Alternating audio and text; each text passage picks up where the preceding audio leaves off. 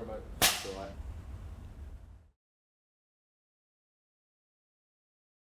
I think what happened, I'd left drama school in 1989 and had worked a bit as an actor and was struggling because it's a very, it's very competitive, individualistic business. And I at the time had, I was writing a bit of music here and there, and I'd set up a self-help housing co-op. I was trying to find a sense of community, actually. I think I didn't really realise exactly what I was doing at the time, but that's what it was.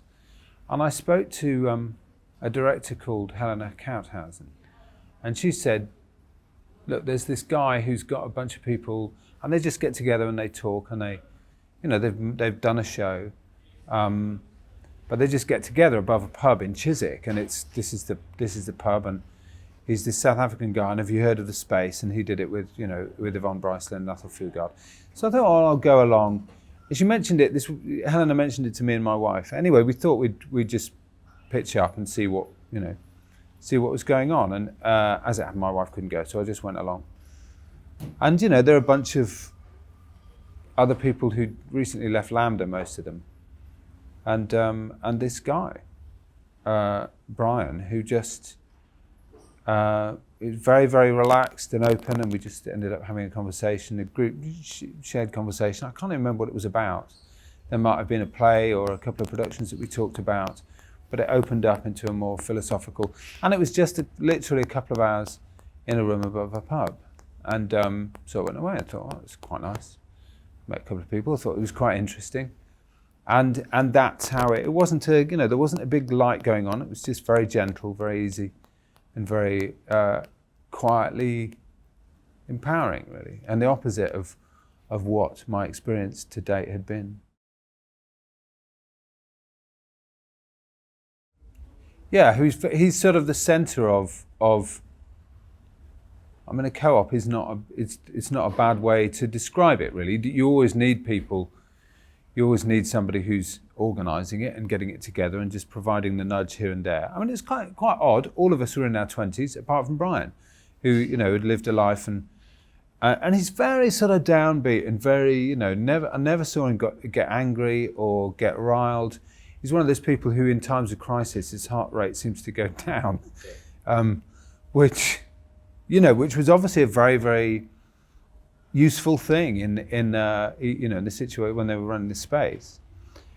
Also, what happened is that there was a show on. He kind of said, "Oh, look, we're doing a show that we're taking to Romania or something," and it was the first show that they'd done, which was a play called The Geese, and it was the first group of people from LAMDA, and one or two others had put the show together. And I think I saw it a couple of weeks later in the same room, very, very poor theatre aesthetic, and it was really wonderful. And that's great, because then as an artist you go, well, the chat's nice, I like the guy, seems to be okay, but most importantly, they're really good. This isn't just a bunch of wankers talking about it because they're out of work, which is what you initially think. So what happened after that experience is that two things happened. One is, I kept going for a few weeks, and then Brian said, look, we've got a space. We've found a space that we think we could do up. It's the basement of a block of flats, and then we'll have a theatre, and it would be great, and it will need all of us to join in and get involved in it. And he approached me specifically on two fronts. One of them was to say, look, we're going to do 3 plays that we're going to kick off with, and one of them I'd love you to have a look at and think about. And he was going to direct it, and he wanted me to be in it. So that was one thing. But the second thing was that because I'd come out of, because I was running this self-help co-op and had a fair amount of experience in the building trade, he said, we've also got to build a theatre. So do you want to come in and do you know how to put up a stud wall? That kind of thing. So I got involved initially in building the place, working out how to put a floor down and, making it sort of fit for purpose. And it wasn't just me, there were loads of us. And that was very powerful kind of community. You just turn up, bring what tools you had, and bish bash bosh the thing together and make your own theatre. And then and then he directed this play. And I have to say, I think the play was not the best play. and it was very, very long, and I think I was pretty rubbish in it, and I don't think Brian directed it terribly well. And in fact, it was sort of the last play I did as an actor. 3 people came, typical Fringe thing, and I was performing naked. I got crucified naked. I mean, it actually gets very sort of symbolic. But yeah, I was crucified naked in front of 3 people in the basement in Paddington. But what came out of it is at the same time I went to do a bit of work with a pal, and the pal's partner said, who was a mate of mine, said, can you take this play and deliver it to this play that I've written? And I read it on the tube, this play that I was delivering for somebody else. And I got off the tube to finish reading it because it was great. And I went in to see Brian a few days later and said, look, I've got this play, and can we think about putting it on? And I'd like to be in it, or I'd like to write the music for it. And Brian said, no, you've got to direct it. And so that was absolutely the beginning for me of this whole journey. Was him going, this is what you should be doing. You're too argumentative as an actor. You don't have the. So him as a teacher took over from him as a director in that situation. He could see what this person needed or what that person would be good at, and with me, he said, no, you've got to direct. I've no idea. I mean, I really have no idea.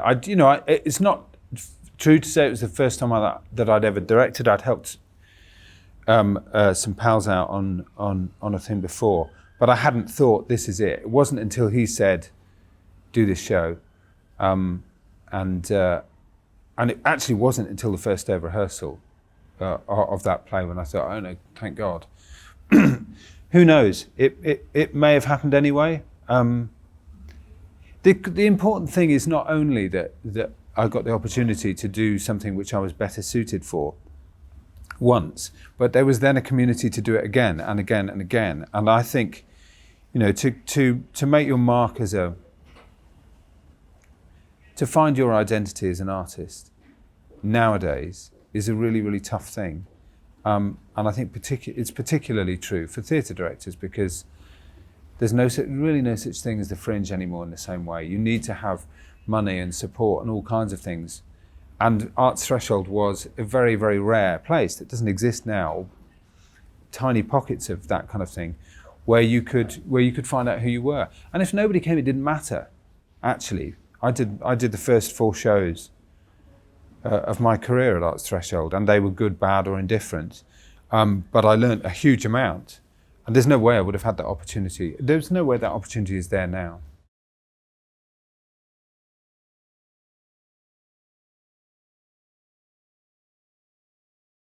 Absolutely, yeah. No, it was certainly, Arts Threshold was certainly the place that I found my identity as an artist.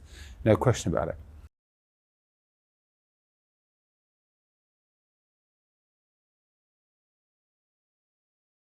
I mean, Brian came to me, it was when Yvonne got very ill, and he said, I can't do it anymore.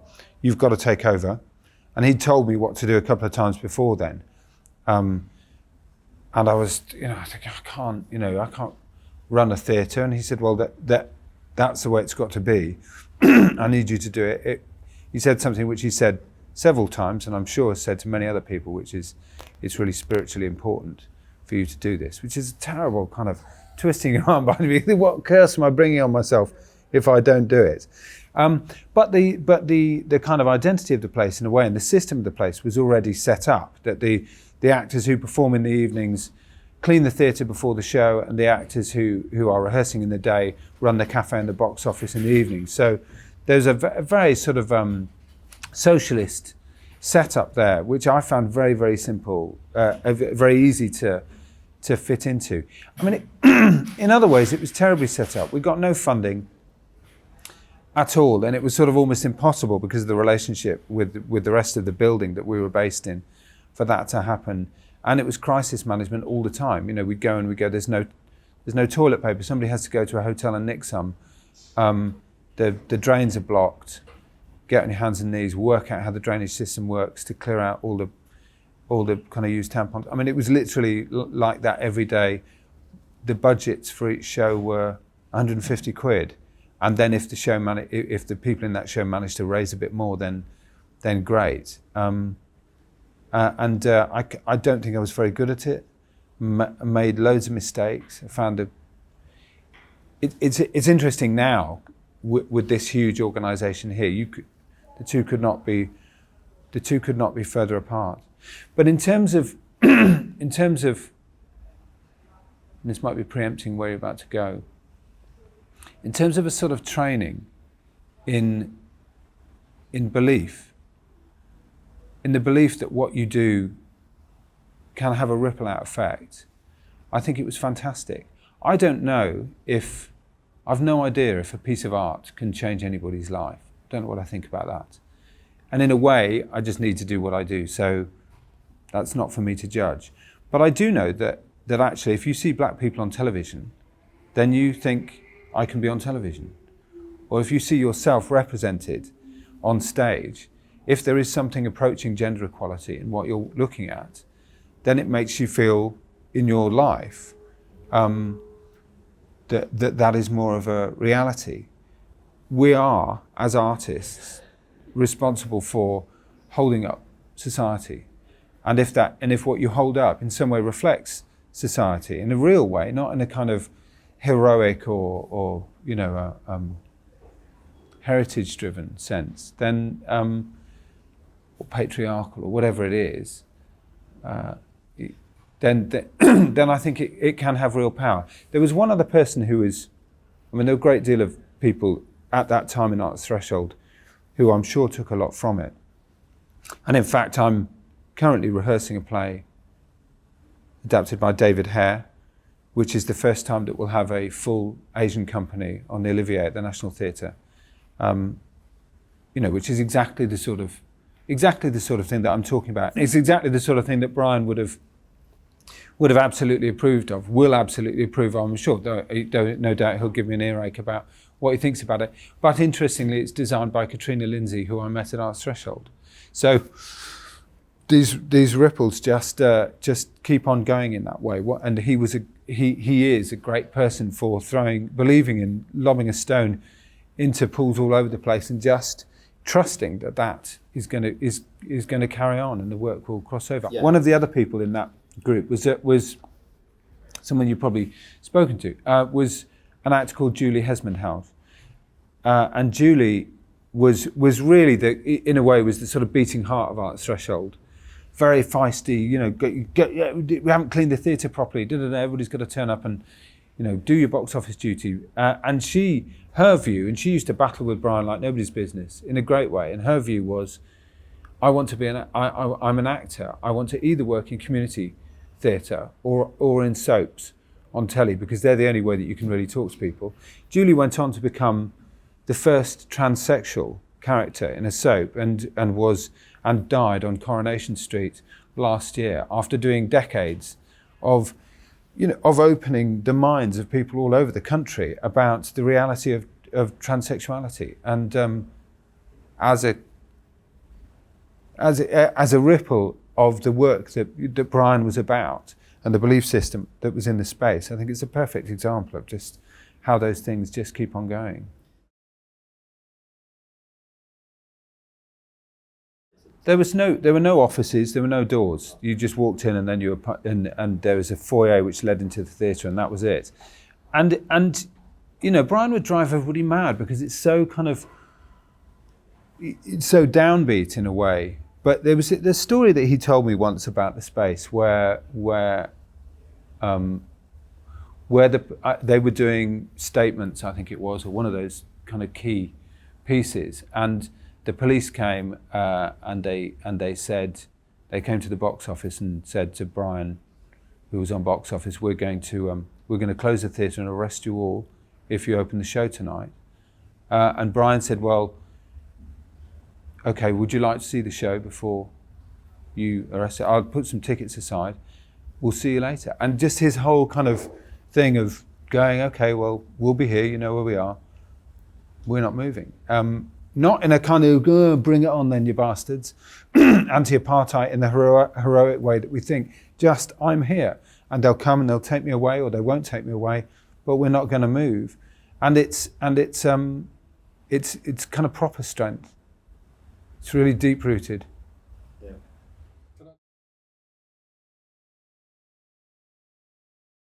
Obviously, we don't live in apartheid. That kind of right on the front line role that the arts plays is not where we're at now, and thank God for that. But these are tricky times. They're not going to get any easier. Every week we see another flare up or another. As a society, we're becoming more entrenched, more right wing. If you look at what's happening in Europe, in all kinds of ways. And it's all doom and gloom in the long term. And as a society, we're going to have to keep refinding ourselves. People say, oh no, it's all now about gaming or about blockbusters or social media. Theatres. People have been saying theatres are, a dying art form for as long as I can remember. And in fact, you know what? I hear it said less and less now. The rise of event cinema in response to these blockbusters is really interesting. I think people more and more realise that they need community. You can't stare at a screen all your life and live properly. So I think that sense of theatre being a centre of a community is as strong as it's ever been in a different way. And we as an organisation, of course, have a responsibility more than ever to honour that.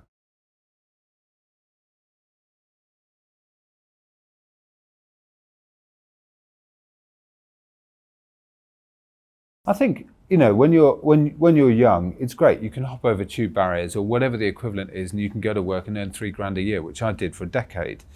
And certainly my life as an artist changed with one pivotal event, which was the day that my wife told me that she was pregnant.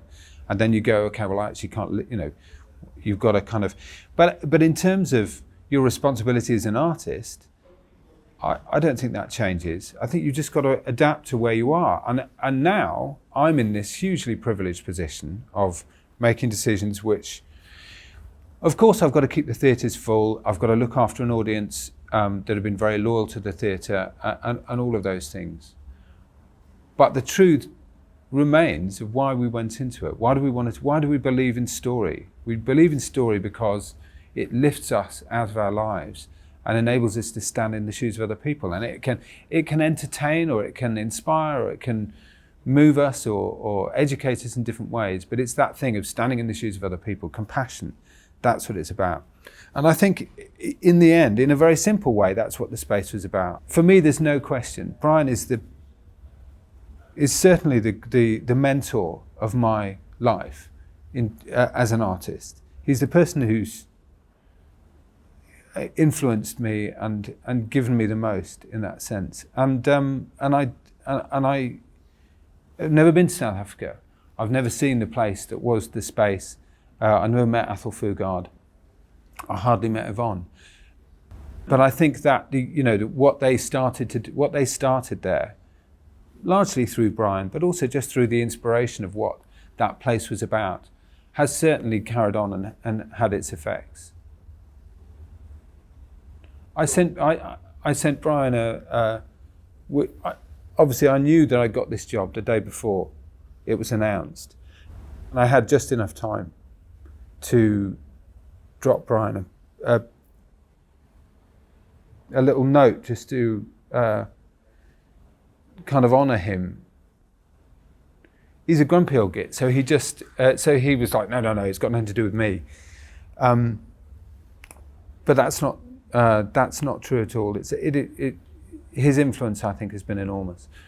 I'm trying to find a way to kind of wrap it up. In the end, he's sitting there in his chair going, well, you think it's hard. It's not hard. You just have to do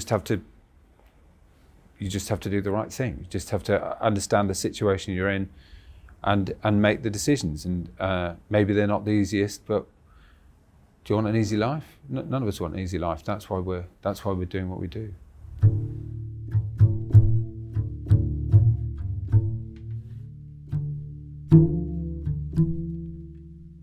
you.